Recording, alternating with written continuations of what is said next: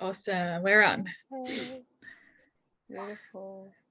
Hi, everybody. Welcome to the Sacred Healing Space. If you're here for the first time, we are doing a beautiful video or a live every Wednesday for our healing conversations. And each week we're going to be doing something different. But today we've got the beautiful Tracey Grivell on with us, and she's just here, just going to be talking with us about some amazing things. And obviously, Cat's here as well. Hi, Hi, guys. everybody. Hi, Tracey. So our healing conversations when we bring on somebody is just a real easy chat, basically, just to talk about a little bit about who you are, what you do, where you're from, and something that you might be able to bring value to somebody else in the group, whether it be an experience or whatever it is that you do and why you do it. So Tracey, welcome. Thanks for being here with us today. Thank And you. yeah, you're keen to just tell us who you are, where do you, operate from, where do you live, and what is it that you do? So I live at Middleton, which is near Victor Harbour, and first of all, I'm a mother of 7, a few adults in there, so there's only about 4 or 5 at home, and I started my healing journey because I'm an artist, and I started it because I started building geometric shape sculptures.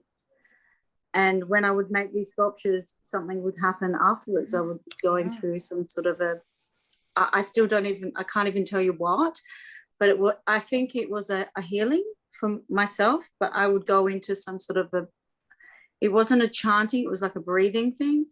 And it would be doing something to my body, and I'd be going, and it would be some sort of like Yeah. And it wasn't with every sculpture, it was just after a few major sculptures. And so then I was kind of going, actually before that I got my Reiki 1, and I got my Reiki 1 because my teenage daughter at the time was going to the dark side, if you know what I mean. Mm-hmm. And she was very intuitive. And so I did my Reiki 1 with her for her, but then I realized it was actually for me. And so then I started looking into geometry, and then I started making these sculptures. I stopped painting and I started making sculptures, like if you can see behind me. Yes, I was going to say, is that one of your creations? It's magnificent. Yeah. And then shit just started, I started noticing shit, stuff started changing in my brain. I was in a relationship. I don't want to say anything bad about anyone, but I left a relationship, and stuff just started changing with me. And then when you change within yourself, people around you change, or friends drop off, other people come, you start learning more things. Stuff just changes, and I think it changes within you first. Like the way you view and perceive things.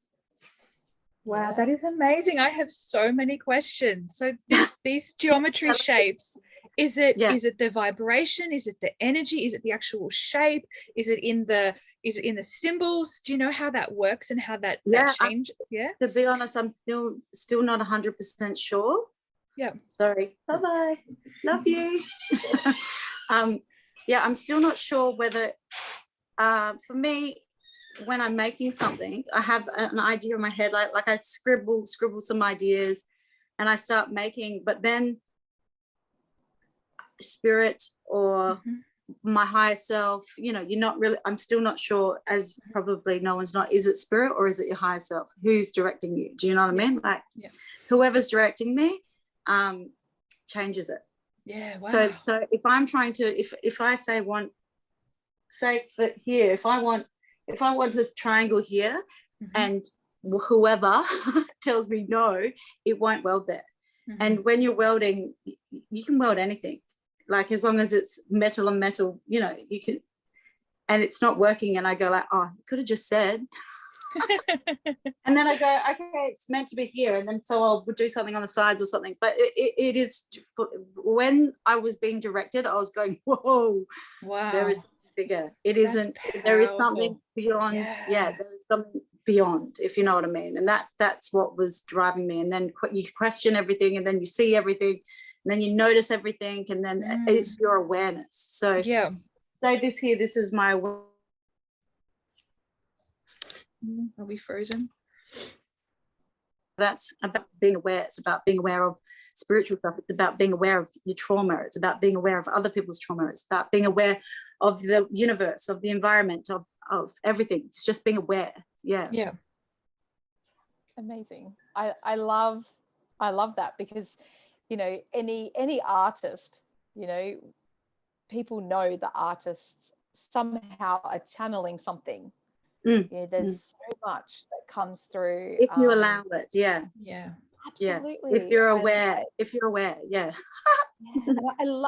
I love your story, and I love how you've been able to connect to that and allow that channeling to come through. And I've seen some of your pieces, and I'm just blown away. I'm like, what the heck is that? But that is just it's such unique work as well that you do, and it's beautiful. So, and for me, it was like, what comes first? The bad relationship and the horrible life and the digging yourself into a dark night of the soul, or the art? Do you know what I mean? What came first? I can't tell you. Like, I think it was the darkness came first, and but then I always did art. So, you know, it could have been the art, then the darkness, then, you know, I'm not really sure what came first, whatever was meant to, obviously, but the art saved me, but it also led me to darkness as well. So wow. And it's a journey. I think if we're just going to keep going, you know. And then it keeps going. Yeah. But once you're aware that the darkness is to find light, then you're okay with the dark. You know, like now I go like, oh yes, I can feel the darkness. Let's just bring that darkness in and just sit with it and move through it. Move through it with curiosity and for sure. It doesn't, you know, and it doesn't make it easier, but it does. Do you know what I mean? The awareness makes it, I think you accept it more then you go like, oh yeah, here we go, darkness again. What is it, darkness, friend? Is that another one of your pieces behind you with the flowers? Oh no, that's just a vintage piece. That looks amazing. I can take him around the house, but then we'll have to look at, you know, toys and spray paint. Do you do these for you personally, or do you do them do you sell them as well, or do you make them individually for clients? Like if someone came to you and, you know, wanted some of this healing, could that geometry and that, you know, artwork help them, and you'd make it for them? How does it work? So I do I make pieces, and then sometimes I put them up to sell, or they're for Brighton sculpture, or you know, an exhibition or whatever, you know, because I do mainstream exhibitions as well. So I just sort of tame them down a bit so I don't get burnt at the stake, you know. But with love, funnies, funnies, everybody. Love it. But I do. People go, I need something for this, and we set the intent. And of course, and here's the thing, you know, this is the thing, as you both would know as well, is you don't need anything for enlightenment. You don't need anything to make you powerful, and you don't need anything to make you stronger.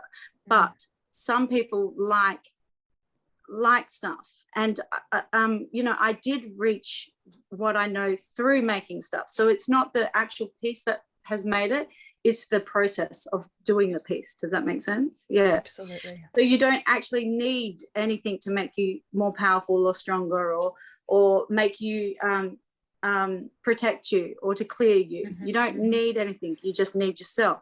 But I can boost you with something. Does that make sense?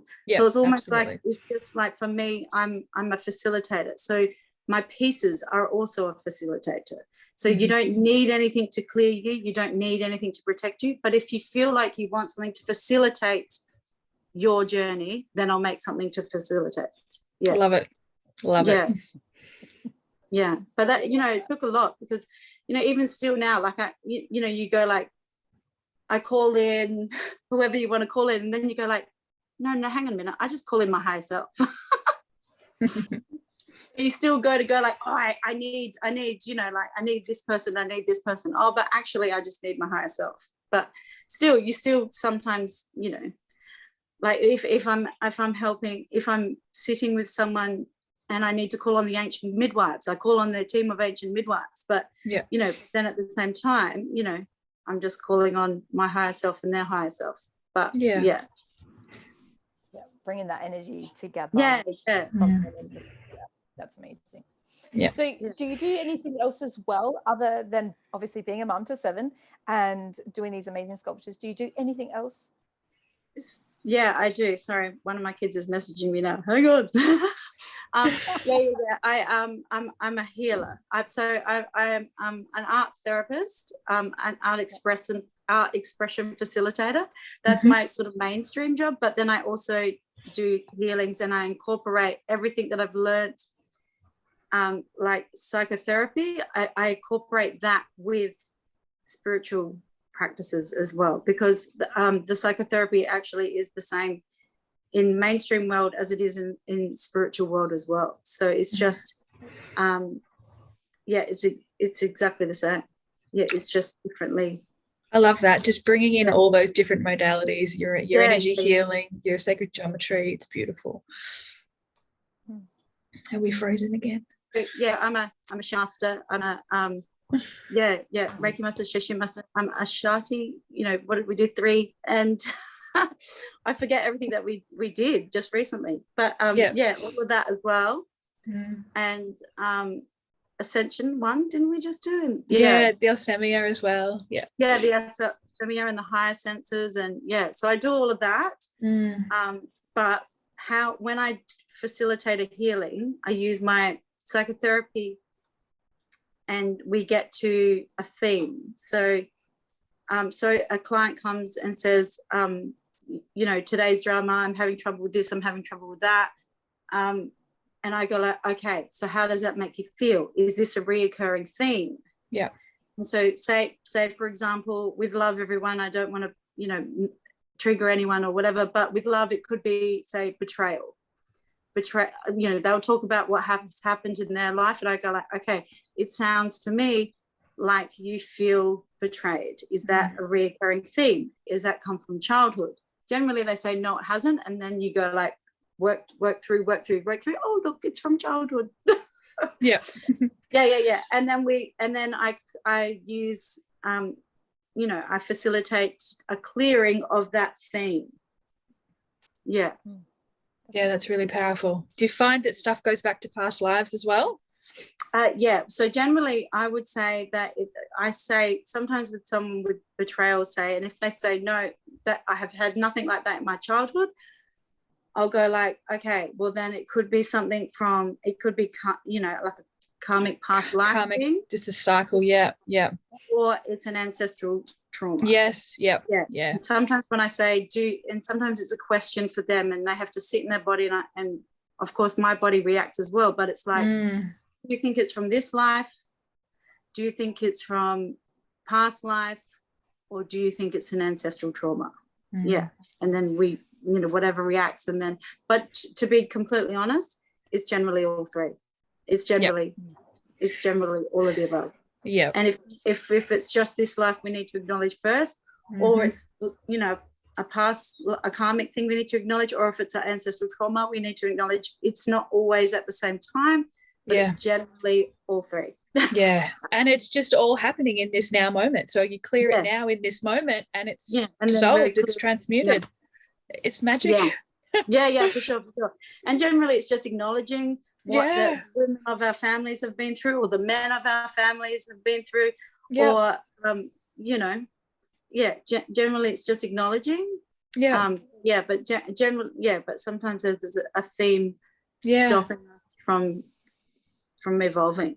I like that. I think that's really important, to find that common theme in the cycles that keeps repeating. I think that's really powerful. And because sometimes we can acknowledge, oh yeah, that's happened, and in our head we're going, oh yeah, that's happened, and yeah, I acknowledge that. But sometimes it's then sitting in our body, and we can't. So our head's made, our head is made understanding and acknowledgement, but our body is still carrying the trauma. So I help clear that off your body. But then also with saying that, then there's complex betrayal or complex trauma that then comes back to our head. So even if I clear it off the body, you still have to make an effort of going, oh, I feel this coming on. I feel like my head, like normally I'll go back into my body trauma, but sometimes your head has to, so it's both body and head, and heart, spirit. Wow. So look, if this resonated with people who are listening, where can they find you? So can we add your links below this video? Tracey, do you have Facebook or is there somewhere we can Facebook find you? Instagram. Yeah, Facebook or Instagram. Oh, I forgot I was talking to the people. chat. Oh, Facebook or Instagram. Yeah. Beautiful. And maybe we can just, if you've got any more examples of that art, like, just so interested to see more. They're just magnificent. Yep. Thank you. Thank you. Wow. Well, thank you so much for coming on with us today. And I look forward to having more conversations with you, Tracey. You are like a breath of fresh air. It's so deep, but just so powerful what you do. And I just so interesting. I just loved so many questions. We could. Absolutely. But we'll keep it to time. Thank you so much for jumping on with us. No, that was awesome. So I'll stop the recording now. So bye everybody. See you on the next Healing Conversations.